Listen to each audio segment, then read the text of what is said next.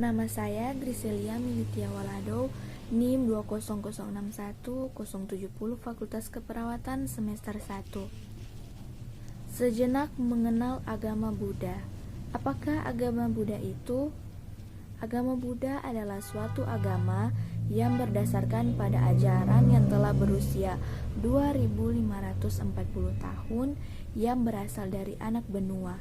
Ajaran ini ditemukan dan diajarkan oleh Siddhartha Gautama setelah beliau mencapai pencerahan sempurna atau penyadaran penuh, dan kemudian beliau dikenal dengan sebutan Sang Buddha.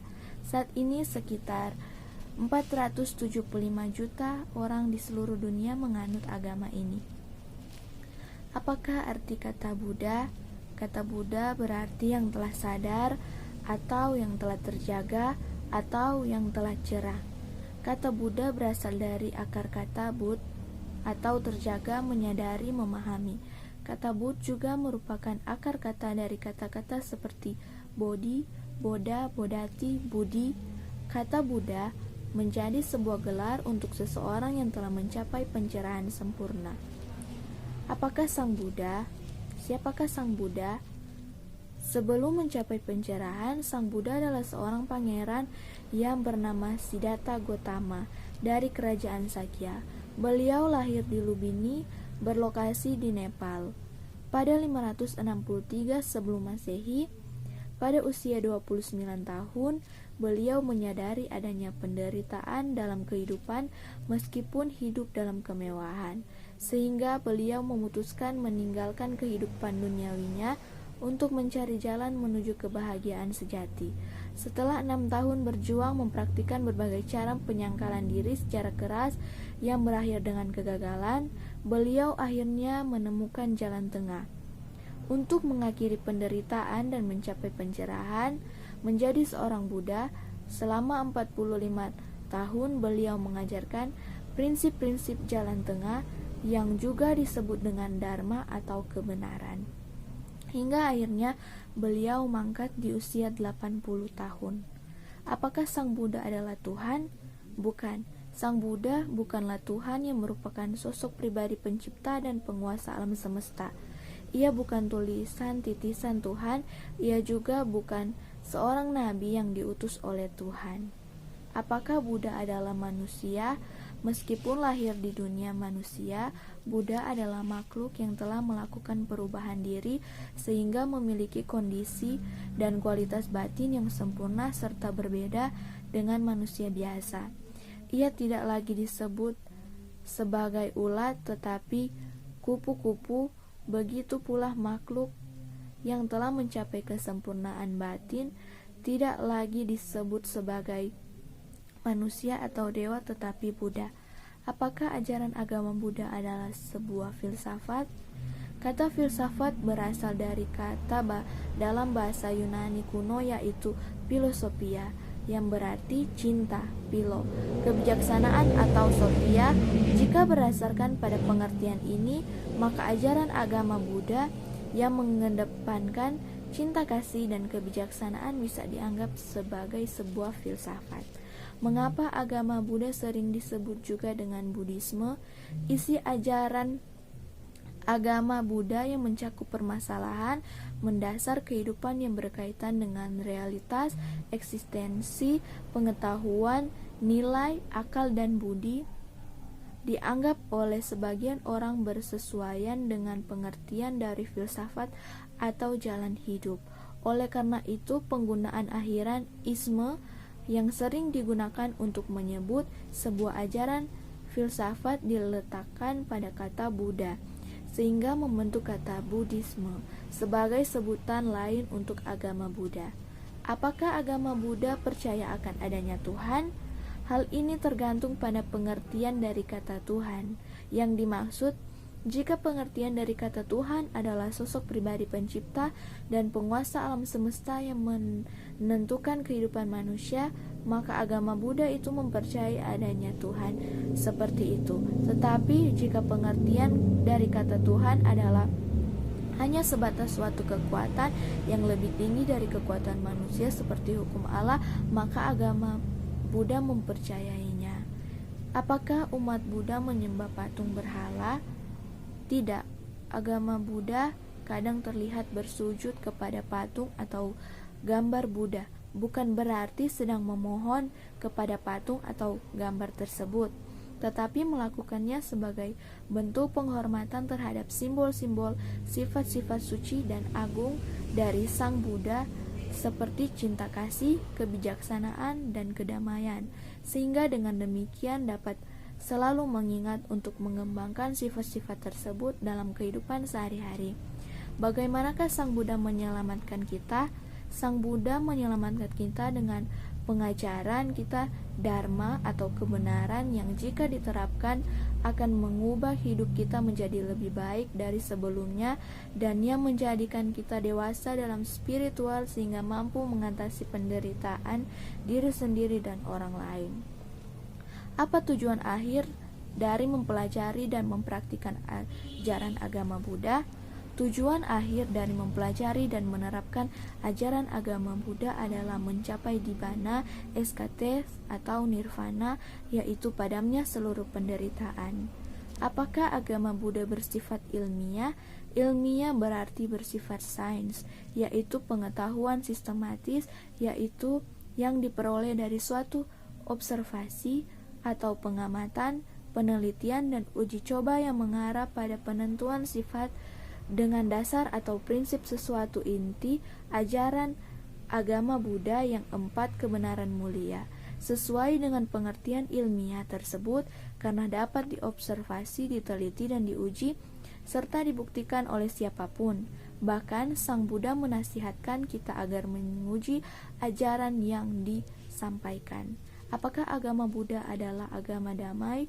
Jika pengertian dari kata agama yang dimaksud berarti suatu ajaran atau sistem keyakinan, maka agama Buddha adalah agama damai, karena agama Buddha berisi ajaran atau sistem keyakinan yang mengajarkan cara mencapai kedamaian sejati.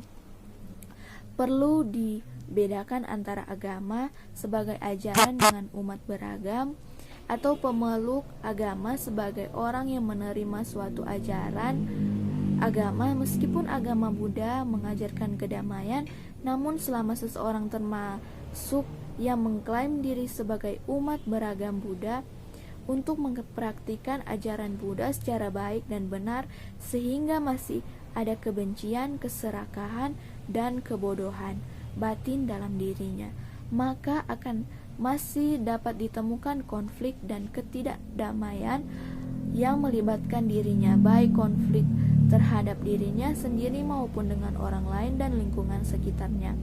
Apa yang telah Sang Buddha ajarkan?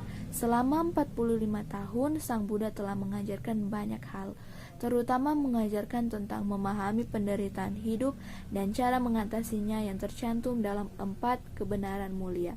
4 kebenaran mulia yaitu 1. Kebenaran mulia tentang duka atau penderitaan. 2. Kebenaran mulia tentang penyebab pembentuk duka. 3. Kebenaran mulia tentang tenang padamnya duka. 4. Kebenaran mulia tentang jalan yang mengarah kepada padamnya duka. Apakah terdapat aliran atau mazhab dalam agama Buddha? Ya, dalam perkembangan agama Buddha terdapat beberapa aliran atau mazhab yang muncul dan hasil penafsirannya berbeda-beda terhadap ajaran Buddha serta pengaruh kebudayaan setempat di mana agama Buddha berkembang. Untuk itu, aliran atau mazhab tersebut sering juga disebut sebagai tradisi agama Buddha. Apakah yang unik dari agama Buddha? Agama Buddha adalah agama yang unik di antara agama-agama sebesar di dunia karena menempatkan diri manusia pada posisi apa adanya sehingga pelaku dan penentu utama kebaikan dan keburukannya yang ada pada dirinya. Agama Buddha juga menarik dan unik karena para pemeluknya yang dapat mencapai tingkatan yang sama dengan pendirinya, Sang Buddha, jika mengikuti jalan yang telah diajarkannya. Sebagai contoh, di dalam agama Yahudi, Abraham sebagai pendiri agama membuat perjanjian dengan Tuhan dan Musa diberikan hukum Taurat. Selain mereka, tidak akan ada lagi orang lain yang menetapkan posisi yang sama dengan mereka. Dalam agama Kristen hanya ada satu Kristus. Dalam agama Islam, Muhammad dianggap sebagai nabi terakhir.